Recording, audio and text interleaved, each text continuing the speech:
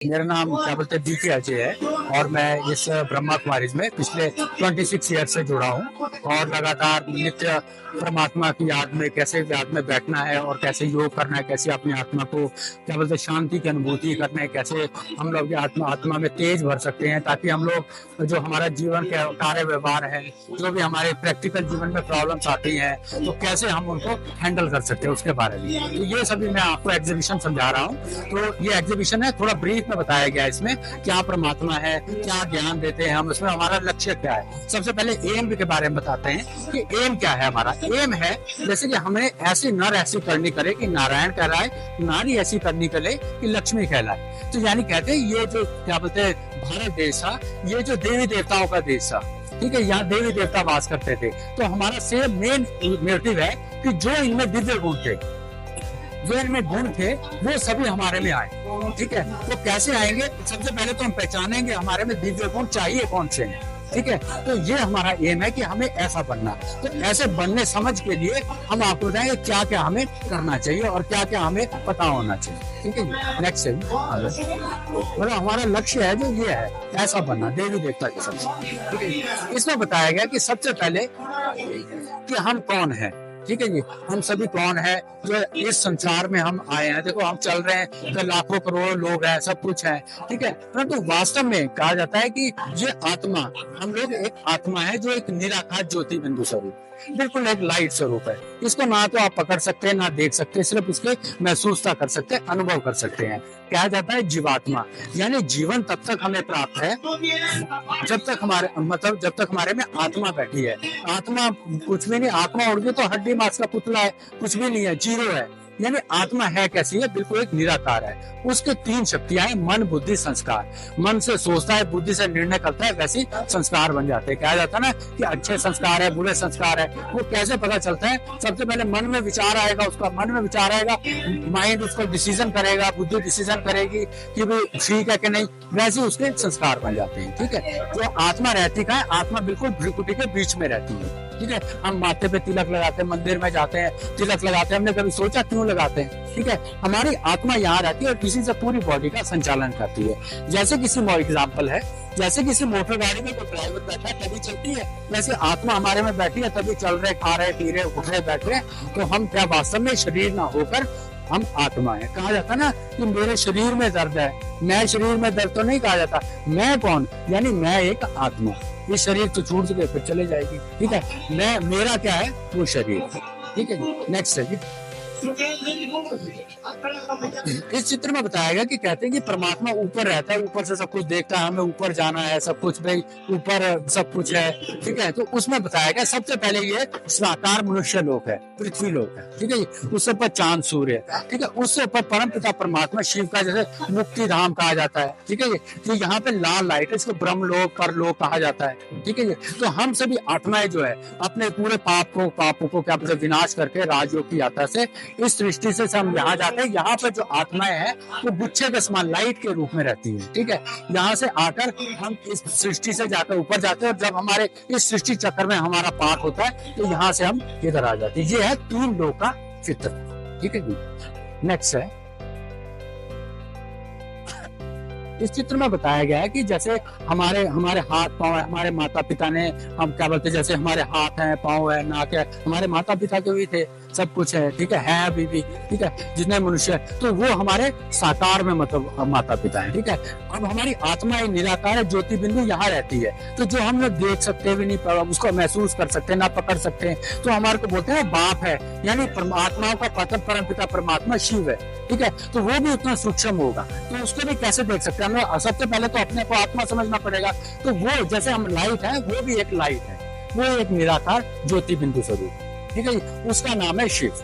ठीक है, जो सभी गुण ये उनके लिखे गए, पतित पावन है, शांति के दाता है, निराकार है, ये सभी उसके गुण लिखे गए। ठीक है, परंतु तो है क्या है? वो एक शांति का सागर, यानी एक लाइट स्वरूप, उसको निराकार है, ज्योति बिंदु। जब आत्मा समझ, आत्मा प्रकाश है और परमात्मा को हम अनुभव करते हैं तो हमें सब, हमारे में भी सभी गुण आते हैं, वो हमारे गुणों को प्रदान करता है। ठीक है, तो यानी कहने का मतलब है हमारा जो परम पिता परमात्मा शिव है वो भी एक निराकार ज्योति है। इस चित्र में बताया गया कि कहा जाता है जीओडी गॉड। यानी परमात्मा गॉड है जिसे बोला जाता है, ठीक है जी। वो पालन करता भी है, क्या बोलते हैं, वो स्थापना भी करता है, पालन भी करता है और विनाश भी करता है, वो सृष्टि का विनाश भी करता है, शास्त्रों में आपने सुना होगा। तो इसमें बताया गया जीओडी गॉड, यानी गॉड क्या है। गॉड मैंने जी मैंने जनरेट करने वाला, ओ मैंने ऑपरेट करने वाला, डी मैंने डिस्ट्रॉय करने वाला, ठीक है जी। तो यानी परमात्मा शिव जो निराकार, अब जैसे कोई फैक्ट्री में कोई ऑनर है, वो अपने मैनेजर से काम करवाएगा, ठीक है, और अपने वर्कर से काम कराएगा, वैसे ही जो परमपिता परमात्मा सृष्टि का मालिक है, वो भी इन तीन उन्होंने अपॉइंट किए हुए मैनेजर कहें, कुछ भी कहें, तो ये इनके द्वारा अपना कार्य करवाता है, ठीक है। ब्रह्मा द्वारा पुरानी सृष्टि का इनका स्थापना, इस सृष्टि का मतलब स्थापना करता है, और विष्णु द्वारा पालना करता है, शंकर द्वारा विनाश। वो है जीओडी गॉड, जनरेट करने वाला, ऑपरेट करने वाला, डिस्ट्रॉय। इस चित्र में बताएगी कि सर्व आत्माओं के पिता परम पिता परमात्मा शिव है। जैसे एक निराकार ज्योति बिंदु के बारे में बताया गया है, चाहे हिंदू हो, मुस्लिम हो, सिख हो, ईसाई हो, सब एक निराकार को पूछते हैं, कहते हैं कि भगवान सबका एक है। तो इसमें डिफाइन किया गया है कि परमात्मा एक निराकार कैसे है। जैसे शिवलिंग में, शिवलिंग की आप पूजा करते हैं, जो भी करते हैं, तो शिवलिंग में क्या होता है, 3 लाइनों के बीच में एक बिंदी होती है, जिसको आंख का रूप भी दिया जाता है। तो वो जो परमात्मा शिव है, वो एक निराकार ज्योति बिंदु का स्वरूप है। जब भी कभी आपने सीरियल देखे होंगे तो उसमें क्या बताते हैं, शिव भी मतलब जो शंकर है वो भी शिव की उपासना करता है, उसकी भक्ति करता है उसे, यानी पावर ऑफ जो क्या बोलते हैं सोर्स ऑफ पावर है, वो एक शिव निराकार है, ज्योति बिंदु स्वरूप है, ठीक है जी। वैसे गुरु नानक है, उनका परमात्मा एक है और एक ओंकार, यानी एक है वो और एक ओंकार है। वैसे क्राइस्ट आए जब, उन्होंने गॉड इज लाइट, परमात्मा क्या है, प्रकाश, एक लाइट के समान है। वैसे आपके मक्का में जब मुसलमान लोग याद करते हैं तो भी काले पत्थर की नमाज पढ़ते हैं, मतलब उसके, और उसमें भी एक निराकार नूर को क्या बोलते हैं माना गया। तो इससे पता चलता है हिंदू हो, मुस्लिम हो, सिख हो, ईसाई हो, सब एक निराकार शिव परमात्मा को पूछते हैं। उसका नाम जो है शिव है, एक निराकार ज्योति बिंदु है, ठीक है जी। तो ये है इसका, इस चित्र में बताया गया है कि शिव और शंकर में, इस चित्र में बताया गया शिव और शंकर में डिफरेंस बताया गया है। हम बोलते हैं ना शिव शंकर, ठीक है, शंकर शिव नहीं बोलते हैं, ठीक है। तो इसमें बताया गया और बोला जाता है शिवरात्रि, ठीक है, शंकर रात्रि नहीं बोला जाता है कभी। तो शिवरात्रि का मतलब क्या है, जो शिव है वो एक निराकार ज्योति बिंदु का, जो शिवलिंग की एक स्थापना है उसमें ये बताया गया शिवलिंग, ठीक है। इसको शंकर लिंग नहीं कभी बोलते हैं, क्या, क्योंकि ये है source of income, source of power, ठीक है। ये भी किसकी इसको तपस्वी रूप दिखाया गया है कि किसकी तपस्या करता है, ये भी एक परमात्मा शिव की तपस्या में करता है, उससे ही शक्तियां प्राप्त करता है, ठीक है जी। वैसे शिवरात्रि बोला जाता है, शंकर रात्रि नहीं कभी बोला जाता है। शिवरात्रि का अर्थ है कि परमपिता परमात्मा शिव जब जब धर्म की गलानी होती है, तब तक कलयुग में आकर हमें 5 विकार, काम, क्रोध, लोभ, मोह, अहंकार रूपी 5 विकारों से हमें क्या बोलते हैं ज्ञान प्रकाश देते हैं और हम 5 विकारों से छुड़ाते हैं, तो बोला जाता है शिवरात्रि। शिवरात्रि का असली अर्थ है परमपिता परमात्मा शिव कलयुग में अंत में आकर परमपिता परमात्मा जो ज्ञान देते हैं उससे हमें 5 विकारों से क्या बोलते हैं जीत प्राप्त कराते हैं, उसको कहा जाता है शिवरात्रि। शिव का जन्म रात्रि बोला जाता है, शिव जन्म नहीं कभी बोला जाता है। शिवरात्रि का अर्थ है रात, यानी कलयुग रूपी रात, ठीक है जी। शिव का जो अवतरण होता है जाके जन्म होता है, ठीक है जी। नेक्स्ट है जी, इस चित्र में बताया गया बहुत पूरी सृष्टि का आदि मध्य अंत का ये राज है, ठीक है। क्या जाता है कि इंसान जो है 84 लाख योनियां धारण करता है और वो 84 लाख योनियां धारण करके फिर इंसान बनता है। परंतु और बताया जाता है कि इस क्या बोलते हैं पूरे चित्र में बताया गया कैसे भारत का उत्थान है और कैसे भारत के पतन की कहानी बताई गई है, बहुत इंटरेस्टिंग है। सबसे पहले ये सीढ़ी का चित्र है, इसमें बताया गया सबसे पहले ये जो भारत बोला जाता है ना, भारत का सत्व प्रधान था भारत।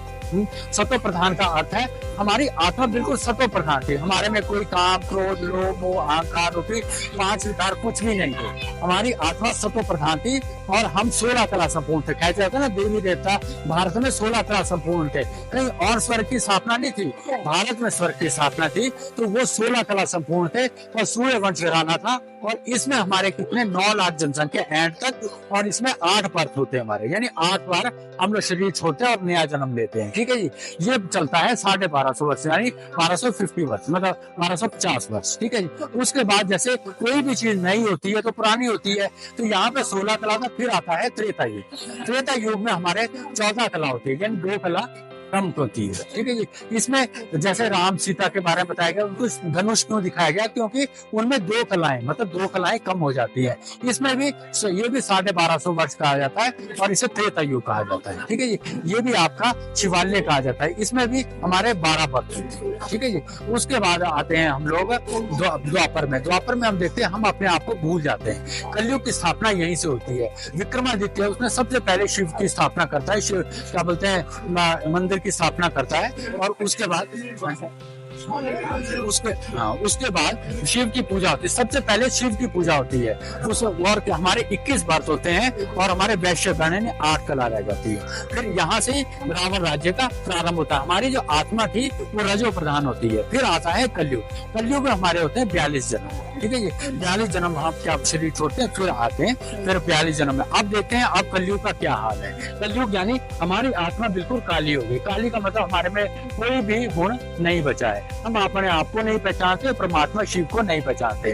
अब इस पूरे सृष्टि चक्र में जो 84 जन्मों का सृष्टि चक्र है, उसमें आप देखिए सबसे कलयुग का जो अंत है, यानी पतित जो है, यानी पूरी सृष्टि का विनाश जो है, वो इस समय परमात्मा के आने की जरूरत है। कहा जाता है यदा यदा ही धर्मस्य ग्लानि भवति भारत, यानी जब जब धर्म की ग्लानि होती है तब तक मैं आता हूँ। तो इस समय सबसे धर्म की ग्लानि है। तो इस समय परमात्मा शिव जो है, वो निराकार परमात्मा शिव ब्रह्मा के तन में आकर ये बताते हैं कि कैसे हम अपनी आत्मा को सत्य प्रधान बना सकते हैं। तो हम ज्ञान योग राजयोग क्या बोलते हैं की यात्रा से, यानी आत्मा समझ के परमात्मा को याद करते हैं तो कुछ तो प्राप्ति होगी उससे। तो उससे हमें पता है हमारी आत्मा जो है, ये काली आत्मा से फिर से हमारी आत्मा ऐसी गोरी हो जाती है, यानी हमारे में पूरे दिव्य गुण आ जाते हैं और हम अपने क्या बोलते हैं उसका कुछ इजाफा भी मिलता है, परमात्मा देते हैं, तो हम नई सतयुग में जाने के लायक बनते हैं। तो ये पूरा 84 जन्मों की कहानी है सीढ़ी क्या। हाँ, वापस हम, परंतु वो परमात्मा कब जाएंगे जो क्या बोलते हैं परमात्मा शिव का जो ज्ञान है उसको अपने धारण करेंगे और उनकी जो शिक्षा है, यानी उनके जो क्या बोलते हैं कहने का, अपनी आत्मा को राजयोग से या मेडिटेशन से अपने आप को तपाएंगे और अपने में जो काली होगी है उसको गोरा करेंगे, ठीक है। बाकी जो है वो सतयुग में जाने का, और बाकी जो है वो सब मुक्ति धाम, यानी बताया मैंने परम धाम में, यानी मुक्ति धाम बोला जाता है ना, परम धाम में मुक्ति में प्राप्त हो तो जीव वो परमात्मा के पास ऐसे गुच्छे के रूप में आ जाएंगे। तो ये है 84 जन्मों की कहानी, ठीक है जी। इसमें बताया गया है, इसमें सृष्टि चक्र के बारे में बताया गया कि जैसे ये पूरा जो सृष्टि चक्र है ये 5000 वर्ष का है, यानी इसमें हूबहू पुनरावृत्ति होती है। जैसे एक क्या बोलते हैं आपको एपिसोड चलता है या फिल्म चलती है 3 घंटे की होती है, तो 3 घंटे में एक बार सीन है जो एकदम वैसा ही आएगा, दूसरा तो नहीं आएगा। ये भी पुरानी जो सृष्टि चक्र है ये भी 5000 वर्ष का ड्रामा है। यहाँ पे लिखा गया जहाँ आप अभी हम आप हैं 5000 वर्ष पहले भी आप यहाँ थे, आप ऐसे ही समझ रहे थे। तो इसमें जैसे बताया गया स्वास्थ्य का चित्र बताया गया, जैसे कि मैंने पिछले चित्र में बताया कि सतयुग त्रेता द्वापर कलयुग, ठीक है जी। कलयुग के अंत में परमपिता परमात्मा शिव आते हैं और फिर से सत्युग की स्थापना करते हैं, वो स्वास्थ्य कलयुग, ठीक है जी। ये बताया गया है। इस चित्र में बताया गया कि जैसे हम राजयोग, यानी राजयोग राजा बनाने वाला योग, जब हम राजा बनाने वाला योग क्या है, जब हम परमात्मा से अपने आत्मा समझ के जब उसको याद करते हैं और देह को भूल कर आत्मा समझ के तो वो शक्तियां प्राप्त होती हैं। जैसे कि सूर्य की एक लेंस है, लेंस रखते हैं तो नीचे ताबीज रखते हैं तो जल पड़ता है, वैसे ही जब परमात्मा को याद करके चलते हैं तो हमारे जो पुराने विकर्म है, जो भी पाप है, वो नष्ट होकर हमारी सत्य प्रधान आत्मा बनते हैं। उससे क्या फायदा है, उस समय ये अष्ट शक्तियां प्राप्त होती हैं। वो शक्ति नहीं है जो हम सीरियल में दिखाते हैं कि तीर फेंकते हैं वो जाता है, जो और दिखाते। तो हमें अपने वास्तविक व्यवहार में कैसे व्यवहार करना है, हमें अपने कोई भी सिचुएशन आती है उसको कैसे हैंडल करना है, उसके बारे में हमें समझ मिलती है। यानी ये सभी शक्तियां प्राप्त होते हैं। तो ये ब्रह्मा कुमारी इसकी आश्रम की प्रदर्शनी है। यहाँ पे पूरे ऑल इन क्या बोलते वर्ल्ड में हमारे ऑर्गेनाइजेशन है, तो हम उसमें क्या बोलते हैं राजयोग द्वारा, यानी कैसे परमात्मा को आत्मा समझ परमात्मा को कैसे याद करें, फ्री ऑफ कॉस्ट बताया जाता है। कोई फीस नहीं ली जाती है उसकी, और कभी भी आप 7 दिन का कोर्स कर सकते हैं, किसी भी इंडिया के या वर्ल्ड के किसी भी आप कभी भी आप कोर्स कर सकते हैं फ्री ऑफ कॉस्ट। और कैसे हम अपने आत्मा को पावन करें, कैसे राजयोग सीखें, कैसे हम वो क्या बोलते हैं योग करें, जैसे पुरुषोत्तम योग बताया गया है, तो उसको जानकर हम कैसे परमात्मा को याद करें उसके बारे में बताया जाता है, ठीक है। ओम शांति।